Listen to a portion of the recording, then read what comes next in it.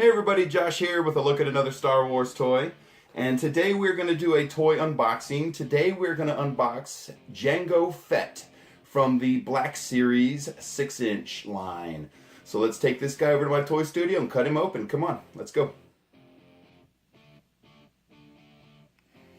Alright guys, here we are today with a Black Series figure, and this is Jango Fett. And he makes his first appearance in Attack of the Clones, Episode 2. And we are going to unbox this guy today. I'm pretty excited about it, to be honest with you. But before we get that far, let's take a look at the packaging here. And I just want to spin it around, let you guys check it out. And if you're familiar with the Collecting Black Series, you know that they are numbered. And this is number 15 in the series. And then on back here, you have a nice Walmart label and a drawing of Jango Fett, excuse me, and a little description of him, and I'll go ahead and read that to you guys. In the final years of the Republic, Jango Fett was regarded as the best bounty hunter in the galaxy. Fett is covered in a sleek, armored suit that conceals his scarred face. And of course, everyone remembers he is actually the template for the clone troopers. So, of course, if you're familiar with Episode 2. But as I'm sure it is with most of you, this is one of the all-time favorite characters, and I am pretty excited about unboxing this guy. So, let's do it. All right. Very cool.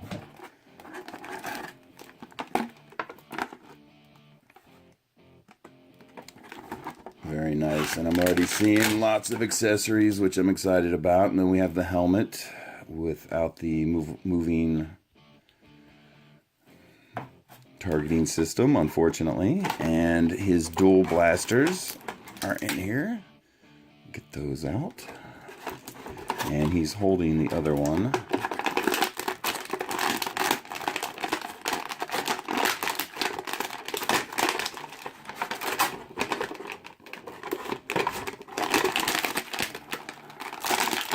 Come on, guy.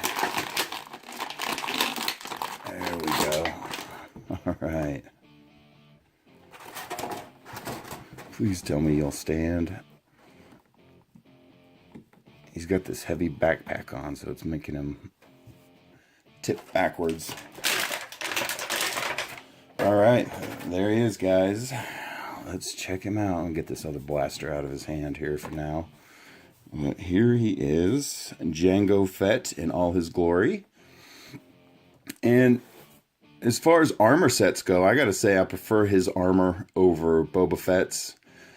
Boba Fett is definitely a cooler character and has a cooler background and everything, but I think he's got a much cooler armor set because you got the leg pieces, which Boba Fett doesn't have on his set.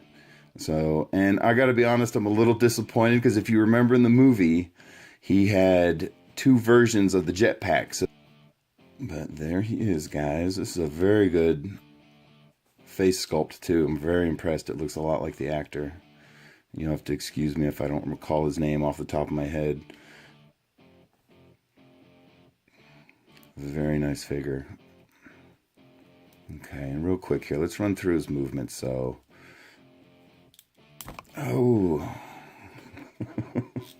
again, when you take one of these guys out of the box for the first time, some of the articulation points may be a little stiff, so you just got to work them a little bit. And so you have up and down with the head and side to side. And then looking at his shoulders here, oh, very nice. So what I'm noticing here is a lot of these figures that wear armor, like a stormtrooper, sometimes the armor will interfere with the movement. And I just recently did a stormtrooper video where he had that problem a lot. The armor, when you try to raise his arm, the plate armor would hit the shoulder armor on the chest and it would restrict his movement. But if you look very closely, they aligned it up so the armor goes underneath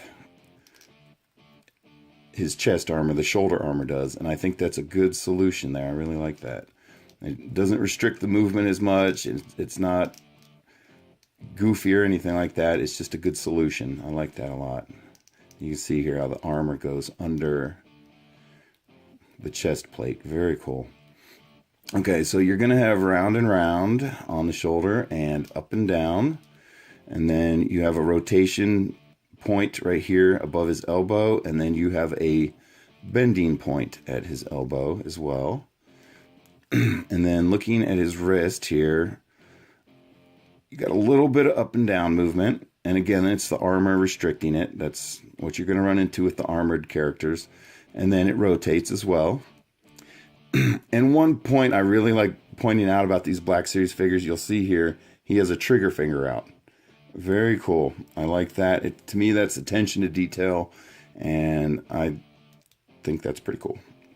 And it looks really cool when you put the blasters in their hand. And we'll check that out here in a second. So then looking at his waist movement here, you have a rotational movement. And that is it. There's a little wiggle on his forward and backwards. But a lot of the Black Series figures, the articulation point on the waist is usually about mid-chest. And they did a little bit different with him because he's got full chest armor. So I can understand that.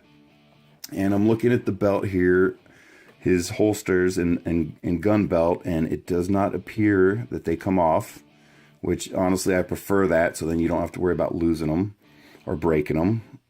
So that's very nice. And so looking here, it is, you're going to have a hip joint up here, and so you should have forward and backwards movement, and that's the limitation of your backwards movement, unfortunately. And forward, that's what you got. And then there is another point of articulation right here on the lower part, upper part of his leg, but you're not going to get full rotation because of the gun belts. And I can understand and accept that. I'm fine with that. And then looking at his knee here, you're going to have a knee joint that goes up and down or back and forth. And then you're going to have a ankle joint that goes up and down, or your back and forth movement. And then it should rotate as well. There we go. Very nice. A lot of articulation to go through on these Black Series figures. And so let's take a look at his backpack real quick here.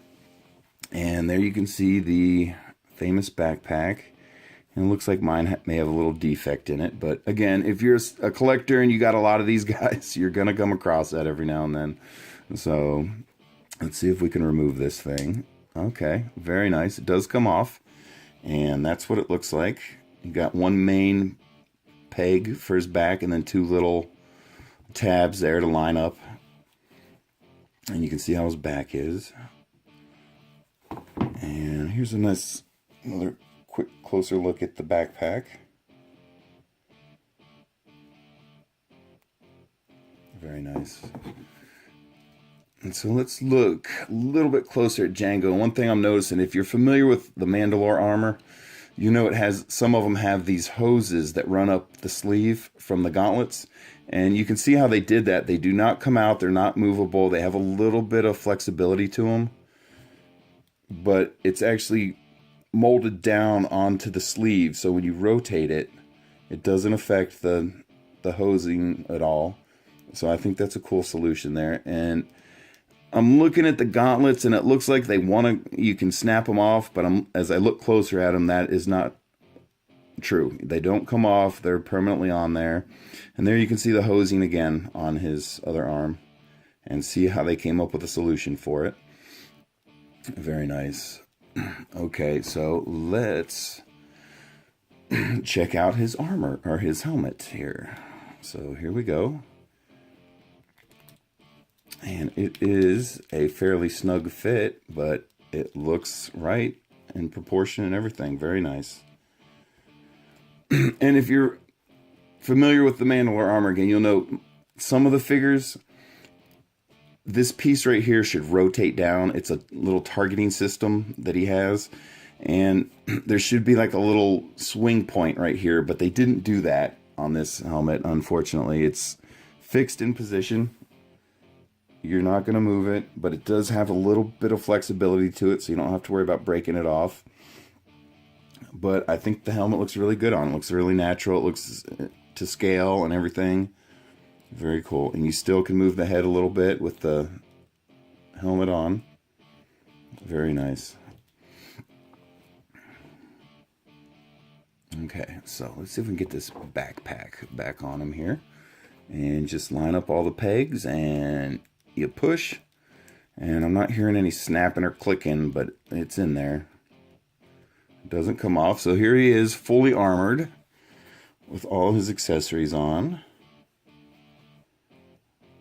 Very nice.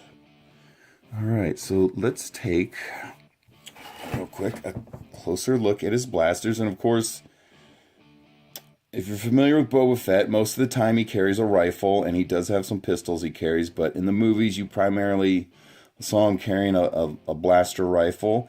And of course, Jango Fett carried the dual pistols, cowboy style. And here's what they look like. Very screen accurate. And one of my favorite sound effects in all the Star Wars movies was the Jango Fett blaster sound. Very intimidating sounding. Very cool. So let's see if we can get these in his hand here and see how they hold. And then we'll check out the holsters next. So there you go. Pew, pew, pew. Pew. Very cool. I'll let you guys get a look at him in his hand. And this is what I was talking about earlier with the trigger finger. I think this is really nice that they're paying that much attention to the detail that, as you can see, has a trigger finger sticking out on each hand, and it lines up with the trigger on the pistols. Very nice. Very cool. Okay. So, all right. And let's check out how they fit in here. Oh, cool. So there's how the holsters work. And it is in there very well. It's very snug. It's not going to come out on you.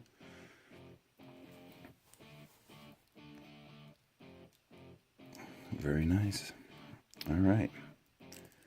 And now the ultimate test. Will Jango stand for us? Oh, very cool. Okay. Tilt his head up a little bit. All right. All right, guys, there he is. This is Jango Fett from the Star Wars Black Series line, number 15, who made his first appearance in Attack of the Clones, Episode 2. And thanks for watching, everyone. I really appreciate it. Bye.